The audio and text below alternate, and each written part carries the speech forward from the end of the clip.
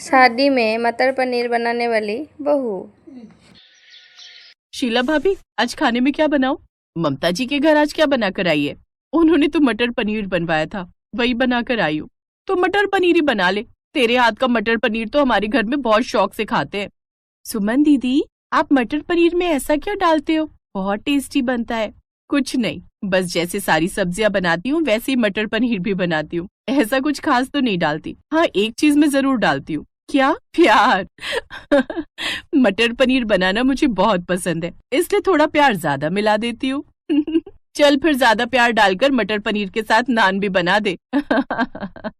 शीला के हाथों के खाने की तारीफ उसके काम पर बहुत होती थी। महीना आते ही जब उसे पैसे मिलते तो वो रास्ते से घर का राशन और जरूरी सामान खरीदते हुए ही घर जाती थी। सुमन का पति विनोद एक कपड़े की दुकान पर नौकरी करता था। एक दिन जब वो दुकान पर काम कर रहा था तब मालिक फोन पर किसी से बात कर रहा था। क्या कहा? कोई रोटी बनाने वाली नहीं मिल रही? शादियों का सीजन है तो सब घरों में बुक है। अब कल रोहित का जन्मदिन है, हमें तो सुबह नाश्ते और दोपहर की रोटी के लिए कोई चाहिए थी। रात को तो पार्टी होटल में, बस सुबह और दोपहर की तो बात है। देख, किसी से बात करके कोई तैयार हो जाए तो बोल दे, ज्यादा पैसे दे देंगे। कोई नहीं मान रही, चल ठीक है फिर देखता हूँ। अरे विनोद, तेरी नजर में कोई रोटी बनाने वाली है क्या? कल मेरे पोते रोहित का पहला जन्मदिन है। तू तो जानता है मेहमान सुबह से ही आने शुरू हो जाएंगे, पर कोई मिल नहीं रही है। अपनी घरवाली से पूछना, उसको कोई पता हो। मालिक, मेरी घरवाली घरों में खाना बनाने का ही काम करती है। पिछले 6 महीने से वो 2 घरों में खाना बना रही है। अरे तो पहले बताता ना, उसी को बोल दे कल सुबह घर पर आ जाए। जहाँ जाती है वहाँ छुट्टी ले लेगी। कल बहुत जरूरत है, काम आसान हो जाएगा। ठीक है मालिक, मैं घरवाली को ले आऊंगा।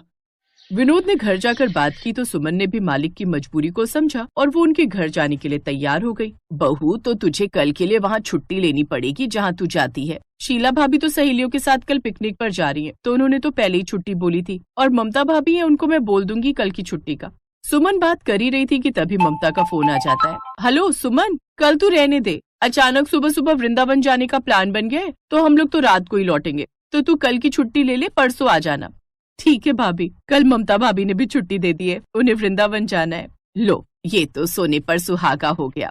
तुझे अपने आप ही कान्हा जी ने छुट्टी दिलवा दी। चल अब आराम से तू मालिक के घर काम कराएगी। सुमन, सुबह 8 बजे पहुंचना है। बाकी रही खाना बनाने की बात, वो तो मुझे पता है, तू बढ़िया ही बनाती है। मक्खन लगाना तो कोई तुमसे सीखे। माँ जी, सोनू को स्कूल से कल आप ले आना। कल मैं तो पूरा दिन वहाँ रहूंगी। हाँ हाँ, चिंता मत कर, मैं सब संभाल लूंगी।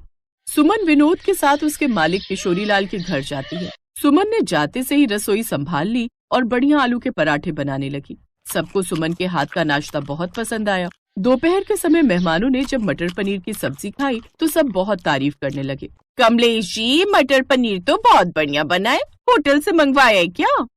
नहीं नहीं, ये मटर पनीर सुमन ने बनाया है। सुमन, तुम्हारे मटर पनीर की बहुत प्रशंसा हो रही है। हाँ सुमन, तुम्हारे मटर पनीर के तो सब दीवाने हो गए। थैंक यू, मुझे बहुत खुशी है कि आप लोगों को मेरे हाथ का खाना पसंद आया। सुमन दीदी, खाने के साथ साथ मटर पनीर सबसे ज्यादा सचमुच बहुत लाजवाब बना है। सुमन दीदी, अब शादियों में मटर पनीर बनाना स्टार्ट करो, ट्राई करो, बहुत अच्छा काम रहेगा आपके लिए। ऐसा मटर पनीर हर कोई नहीं बना पाता। हाँ, अमित बिल्कुल ठीक कह रहा है। जब इतना बढ़िया मटर पनीर बनाती हो तो शादियों में काम करना शुरू करो, अच्छे पैसे मिलते हैं। जीजा जी, नेक काम में देरी कैसी? हमारे बेटे मोंटी की शादी आ रही है, सुमन को ही मटर पनीर के लिए बुक कर लेते हैं। क्यों सुमन, शादियों में मटर पनीर बनाने में तुम्हें कोई एतराज तो नहीं है ना? जी, ऐतराज तो कोई नहीं है विनोद जी। नहीं नहीं, मुझे भी कोई एतराज नहीं है। ये तो अच्छी बात है कि सुमन को आगे बढ़ने का मौका मिलेगा। तो ठीक है, मोंटी की शादी के लिए हम सुमन को बुक कर लेते हैं। मटर पनीर की जिम्मेदारी सुमन की होगी। उस दिन सुमन को विनोद के मालिक किशोरीलाल ने खाना बनाने के बहुत अच्छे पैसे दिए और उसे उनके साले मनीष के बेटे मोंटी की शादी के लिए मटर पनीर बनाने का ऑर्डर भी मिल गया। विनोद ने भी सुमन का पूरा साथ दिया। जब मोंटी की शादी में सुमन ने मटर पनीर बनाया तो लोगों ने मटर पनीर की बहुत तारीफ की। अब धीरे धीरे सुमन को शादियों में मटर पनीर बनाने के ऑर्डर आने लगे। सुबह के समय विनोद दुकान पर काम करता और शाम के समय सुमन के साथ शादी वाली जगह पर पहुंच जाता। सुमन वहां पर स्पेशल मटर पनीर बनाती।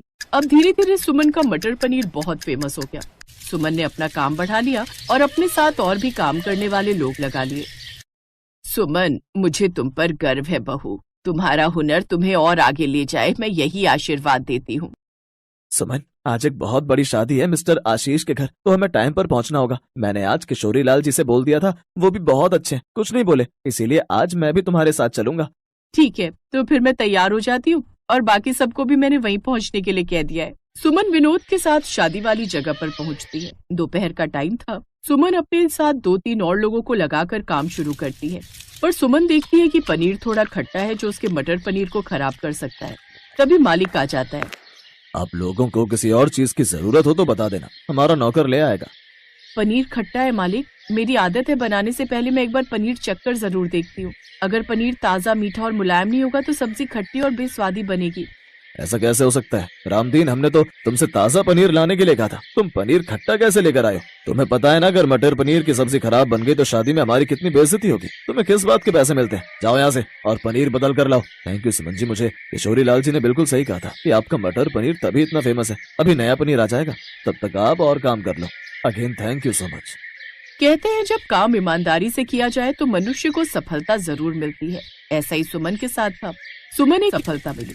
इस कहानी से हमें यही सीख मिलती है कि हमें हमेशा अपने काम में ईमानदारी रखनी चाहिए, क्योंकि ईमानदार इंसान हमेशा तरक्की और सम्मान पाता है।